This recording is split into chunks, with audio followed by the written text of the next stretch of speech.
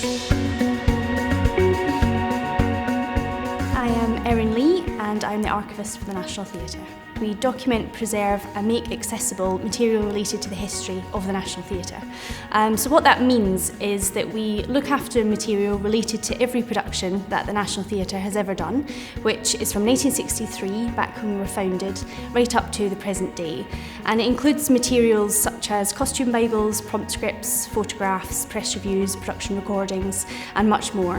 One part of my job is that I look after the collection, so I make sure that it's kept in environmental conditions that are suitable. I make sure that it's catalogued and that researchers can access whatever they want. And then another section of my job is to make the archive as accessible as possible, and that sort of falls into various different projects.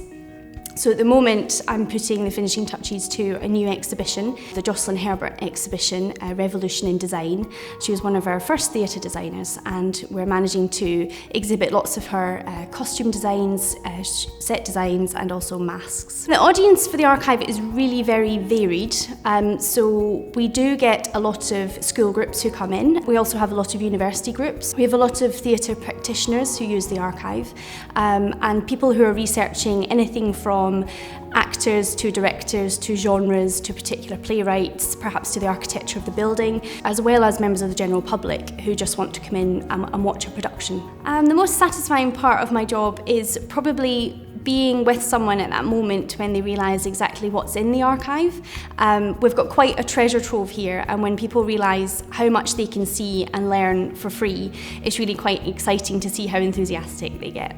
In order to be a qualified archivist, you do need to have done a master's in archive administration, in information science or something similar, and before you do that you probably need to have quite a bit of work experience under your belt. You also need to have very good attention to detail, as well as being really interested in the material that you are archiving. Something else that's really important is being a good communicator, because you're going to have to talk about your collection and enthuse about it to researchers, to internal staff, to donors and to potential funders. When I was starting out, I was given the advice that I should try and experience as many different archives as possible, and in that way I've managed to get a really good rounded experience and knowledge of the archive profession, and also a good understanding of the issues that face the profession today, and I think that's what stood me in really good stead.